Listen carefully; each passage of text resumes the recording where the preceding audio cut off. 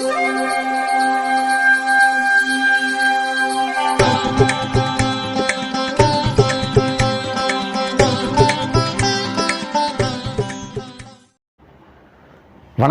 வசந்த காலம் YouTube channel வாயிலாக ஜோதிடர் சண்முகப்பிரியன், சென்னை அடையாறிலிருந்து சனிப்பெயர்ச்சி பலன்கள், அதில் மிதுன ராசிக்காரர்களுக்கு இந்த 2023 சோபக்கிருது வருஷம் மார்கழி மாதம் 4ஆம் தேதி சனிப்பெயர்ச்சி மகரத்திலிருந்து கும்பத்திற்கு. இந்த சனி பகவானின் பெயர்ச்சி மிதுன ராசிக்காரர்களுக்கு எப்படி இருக்கும் அப்படிங்கிறத தான் பார்க்க போகிறோம். நம் வசந்த காலம் யூடியூப் சேனலை ஃபாலோ பண்ணுறது வாக்கிய முறை பஞ்சாங்கப்படி தான்.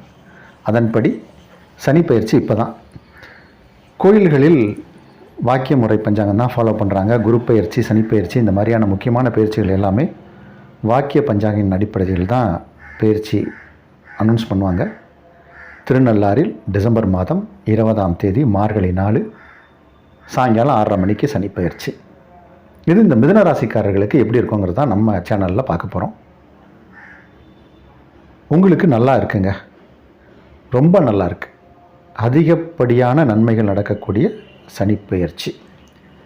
இதில் எப்படி இந்த சனிப்பெயர்ச்சியை அணுகலாம் அப்படின்னா, நம்ம கடந்து வந்த பாதையை இப்போ நம்ம சொல்லக்கூடாது. அந்த அளவுக்கு துயரப்பட்டுட்டோம். எந்தெந்த விதத்திலலாம் நாம் துயரப்பட்டோமோ, கஷ்டப்பட்டோமோ, பிரச்சனையை சந்தித்தோமோ, அது அப்படியே மாறிடும். அது எதிலெல்லாம் நீங்கள் பிரச்சனை சந்திச்சிங்களோ அந்த பிரச்சனைகள் எல்லாமே இப்போது உங்களுக்கு நன்மையாக மாறிடும். இப்போ உதாரணத்துக்கு எடுத்துப்போம், ஒருத்தர் 2.5 வருஷமாக 3 வருஷமாக ஃபெர்டிலிட்டி சென்டர் போயிட்டு வந்தீங்க, குழந்தை இல்லை அப்படின்னா இப்போ குழந்தை கிடச்சிரும். திருமணம் தான் பல பேருக்கு தடையாக இருந்துச்சு. மிதுன ராசிக்காரர்களுக்கு திருமணம் பெரிய அளவில் பாதித்தது. வரன் பார்ப்பாங்க, முடியாது. அந்த அஷ்டம சனி அப்படின்னு சொல்லக்கூடிய காலத்தில் தான் இருந்தீங்க. அந்த அஷ்டம சனி காலத்தில் திருமணம் செய்தவர்களுக்கு திருமண வாழ்க்கை சுகமாக இல்லை. நிறைய பேர் பிரிவினையை சந்தித்தாங்க, ஃபேமிலி கோர்ட்டுக்கு போனாங்க. அந்த மாதிரி நேரங்கள் பொதுவாக ஒரு ஜோசியக்காரங்க அஷ்டம சனி பீரியடில் கல்யாணம் பண்ணக்கூடாது அப்படிம்பாங்க. ஆனால் சில காரணம் பண்ணினவர்கள்லாம் பிரச்சனையில் மாட்டினாங்க. அப்போது அந்த திருமண உறவுகளில் ஏற்பட்ட பாதிப்புகள் விலகும். இப்போ நல்லது நடக்கும். திருமணம் இது வரைக்கும் வரன் பார்க்கலங்க, இப்போ தான் பார்க்க ஆரம்பிக்கலான் இருக்கோன்னா, இப்போ நீங்கள் பார்த்த உடனேவே முடிவாயிடும். திருமண தேதி குறிக்கப்படும். வீட்டில் சுப விஷயங்கள் நடக்கும். கல்யாணம் ஆனவர்களுக்கு குழந்தை பாக்கியம் உண்டு. அதுதான் நம்ம முதலே சொன்னோம். குழந்தைகளுடைய படிப்பு பாதிக்கப்பட்டிருக்கும். இதுக்கு முன்னாடி அஷ்டம சனி பீரியடில் தான் குழந்தைகள் ரொம்ப கான்சன்ட்ரேஷனே இல்லாமல் இருப்பாங்க. ரொம்ப மந்தமான நிலையில் உட்காந்துருந்துருப்பாங்க. அதாவது இது இளம் பருவத்தினர் யாராவது மிதுன ராசிக்காரங்க இருந்தாங்கன்னா படிப்பில் ஆர்வம் இருக்காது. அவங்க பேரண்ட்ஸ் எல்லாம் பார்த்தாங்கன்னா நல்லா ஸ்கோர் பண்ண பிள்ளைங்க கூட கடந்த 2.5 வருஷமாக, அதுவும் கோவிடுக்கு அப்புறமே அந்த மாதிரி தான் ஆயிடுச்சு, நல்லா மார்க் பண்ணவங்க அவங்களுடைய திறன் எங்கே போச்சுன்னே தெரியாத அளவுக்கு ஒரு மாதிரி படிக்கிறதுல ஆர்வம் இல்லாமல் ஏதோ சிந்தனையில் இருப்பாங்க. அது எல்லாம் இந்த சனி பகவான் 8ஆம் இடத்தில் இருந்தது தான் காரணம். 8ஆம் இடத்தில் அவர் ஆட்சியாகி மகரத்தில் இருந்தார். அப்போ இப்போ நல்ல படிப்பு நாலேஜ் வரும், ஞாபக திறன் அதிகரிக்கும். அவங்க இது கடந்த 2.5 வருஷமாக இருந்தவங்க தானா இவங்கங்கிற அளவுக்கு வாத்தியார்கள் கிட்ட நற்பேறு மதிப்பு கிடைக்கும் குழந்தைகளுக்கு. இப்போ குழந்தைங்க நல்ல கான்சன்ட்ரேஷனோடு படிப்பாங்க. உயர் பதவிகளுக்கான உயர் படிப்புகளுக்கான வாய்ப்பு கிடைக்கும். விருப்பப்பட்ட காலேஜில் இடம் கிடைக்கும். நல்ல படிப்புகள் படிக்கலாம். படித்தவர்களுக்கு வேலை கிடைக்கும். இது வரைக்கும் வேலை இல்லை, என் தகுதிக்கு இல்லாத படிப்புக்கு முடியாத ஒரு வேலையில் இருந்தேன், பிடிக்காத வேலையில் போயிட்டுருந்தேன், எனக்கு என் படிப்புக்கு இந்த சம்பளத்துக்கெலாம் நான் வேலை பார்க்கணுமா அப்படின்னு இருந்தவங்கெல்லாம் இப்போ அவர்களுக்கு தகுதியான ஒரு வேலை கிடைக்கும். நல்ல சம்பளத்தில் வேலை கிடைக்கும்.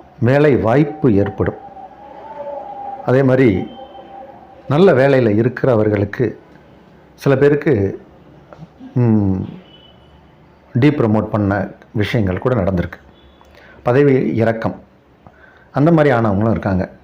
ப்ரமோஷனே இல்லாமல் இருந்தவங்க இருக்காங்க. அவங்க எல்லாருக்குமே இப்போ ப்ரமோஷன் கிடைக்கும், சம்பள உயர்வு கிடைக்கும், அலுவலகத்தில் நல்ல மதிப்பு கிடைக்கும்.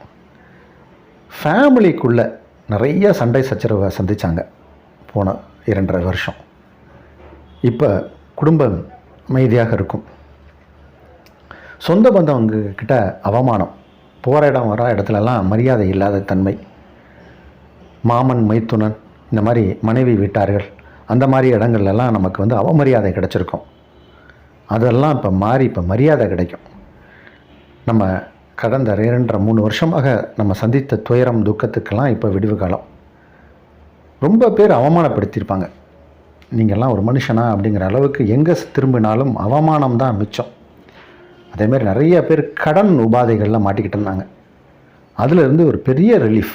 கடன் இப்போ ஒன் டைம் செட்டில்மெண்ட் பண்ணி, என்ன நீயாயா பேசுன, இந்த உன் காசை வாங்கிக்கோ அப்படின்னு தூக்கி கொடுத்துடலாம். அந்த அளவுக்கு வருமானங்கள் வரும். இப்போ சனி மாறினோடனே உங்களுக்கு வருமானம் வருமா அப்படின்னா மாற்றங்கள் தெரியும். பணத்தை செட்டில் பண்ணிடலாம். இப்போ வந்து குரு சாதகமான இடத்துல இருக்கார், 11ஆம் இடத்துல. 10ஆம் இடத்துல ராகு பகவான் இருக்கார். இந்த ஏனைய வருடக்கோள்களை வைத்தும் நம்ம பலன் சொல்லணும். அதனால் வெளிநாட்டு ஏற்றுமதி இறக்குமதி செய்யக்கூடியவர்கள், வெளிநாட்டு வர்த்தகம் செய்யக்கூடியவர்கள், வியாபாரிகள், பெண்கள், நடுத்தர வயதினர்கள், வயதானவர்களுக்கெல்லாம் இப்போ யோகம் சூப்பராக இருக்குது.